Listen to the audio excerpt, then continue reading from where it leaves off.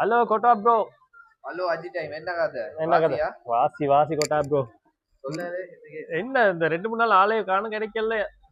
வெள்ளத்துக்கு போறோம் இப்பதான் வந்து பைக் எல்லாம் சரியா எடுக்கிறதுக்கு இல்ல. எல்லாம் நாசம் சரி கொண்டு போய் சேவிஸ்ல போட்டு வந்தேன். ரைட். எனக்கு ஒருக்கா நீங்க சொன்னீங்க தான் அன்றைக்கு என்னமோ சொல்லணும் சப்ஜெக்ட் உண்டோட பேசணும்ட்டு வெள்ளம் வந்த டைப். ரைட். இப்படிதான் நீங்க வந்து அந்த கார் ஒன்று வாங்குற வேண்டியதானே, இல்லை வேன் ஒன்று தானே?